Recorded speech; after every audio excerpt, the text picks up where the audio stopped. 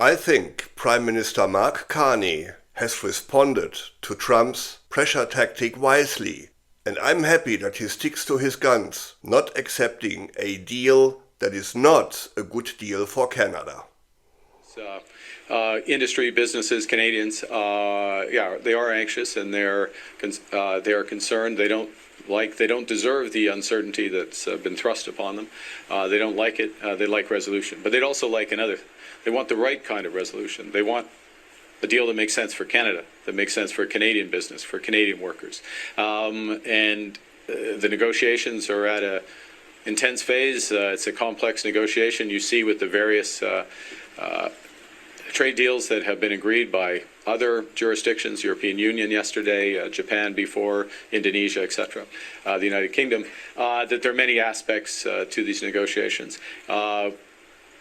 We're engaged in them, but the assurance for Canadian business, for Canadians, is we will only sign a deal that's the right deal, that's a good deal for Canada. We're representing Canada. We're standing up for Canada. The United States and Canada can do many good things together. We have done that in the past. We can do more in the future, but on fair terms for our country. Can you also ask us what the price of the... One of the most important actions to secure Canada's economic future is to diversify Canadian trade. This idiotic situation we're having right now with Trump is hitting Canada hard is because the US was our biggest and most important trading partner. Big mistake. But this is going to change very soon. See what Andre Furry has to say. February of this year, you called it a historic existential threat. Do you still feel that way? I definitively do. I believe, and I've said from day one, that the president has created an environment of chaos, intentionally conflating issues like fentanyl and border security in order to rationalize this with his own citizens. But I fundamentally believe that this president, in this term, in this moment in history, has an imperialistic agenda, whether that's concentrating on Greenland or Canada. And he is focused on creating economic turmoil so he can potentially extract not only the value, but potentially even the land mass itself. And I think that Canadians have shown significant resolve and significant courage to meet this moment. The moment is here, and it will test more than just the slogans. It will test the country's strength from coast to coast to coast. And I believe that each region and each Canadian within the regions is willing to meet this particular moment in order to protect who we are as Canadians. So what do Canadians think about the orange gangster? With the US, he just appeared on CNN this morning. I want to play that clip for you. Sure. What's the general impression of Trump in Canada? He's probably the most disliked politician in the world in Canada because he's attacked his closest family member, and that's the way we look upon it. Clearly, Premier Ford, who said is a friend, is very vocal on his... Yes, our economy has taken a hit, but relatively speaking, Canada is doing really not that bad. Our economy has shrunk, yes. However, we have many good reasons to assume that our economy will recover sooner rather than later. And not so Trumpistan. Here's why. The United States of America, which used to be the biggest player in travel and tourism worldwide, is literally the only country out of 184 assessed countries that is expected to see a drop in international visitor spending in 2025. America's tourism is in serious trouble.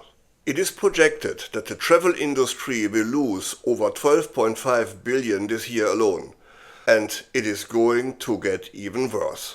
According to the Las Vegas Convention and Visitor Authority, after years of booming, Las Vegas is currently suffering a sharp decline in international tourism, with June showing nearly 400,000 fewer visitors, a sharp drop from 11.3% compared to the same time last year.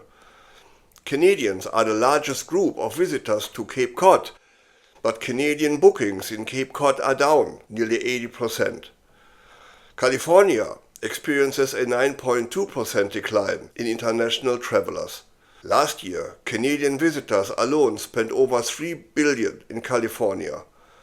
This year, booking numbers are down, again almost 80%, and that is hitting the local economy hard.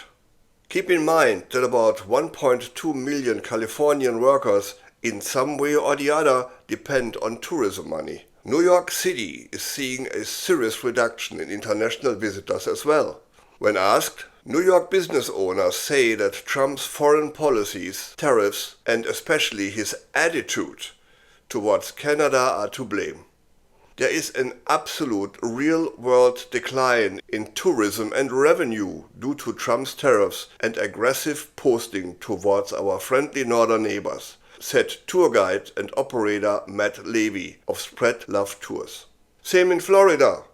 The slowdown in tourism is dramatic, and Canadian visitors are down by 80% in Florida too. Even Canadians that own property in Florida stay away. And make no mistake, when the US tourism industry suffers, then it's only a matter of time till the entire US economy suffers. The US generates about $1 trillion annually from tourism alone, but if the current trend continues, the US will lose up to $21 billion in travel-related revenue this year, according to the US Travel Association. And IMPLA stated that a drop of $21 billion in international travel revenue would reduce US GDP by $23.7 billion, leading to more than 230,600 job losses. When tourism slows down, job losses follow quickly. Here are some of the hardest hit sectors based on IMPLAN. As you can see, there is an immediate hit on hotels, motels and restaurants with more than 81,500 possible job losses. Plus, it will also affect industries like advertisements and PR, energy utilities, banking, and yes, even healthcare and educational services. Another major US industry that is severely impacted by Trump's trade wars, domestic and foreign policies, is the manufacturing sector. Take a look.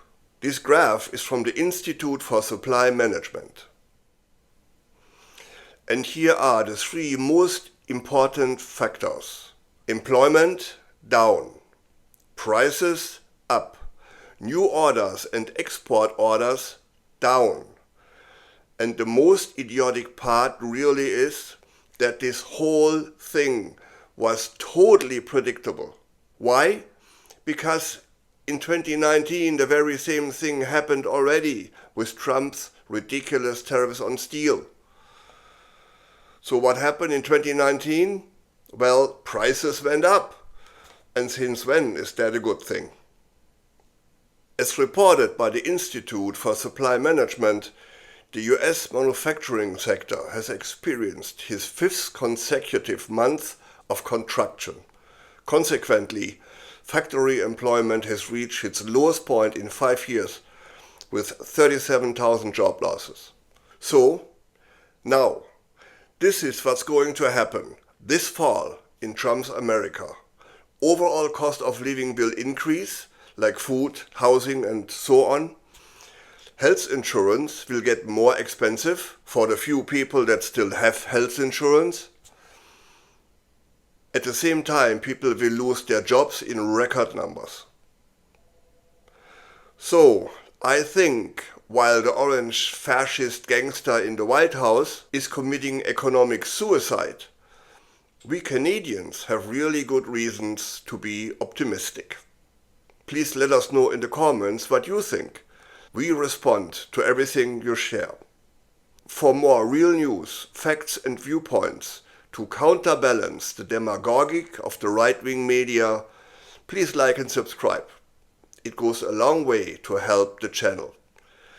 Till next time, I'm Wilfried Lemkuler from Europe Curious.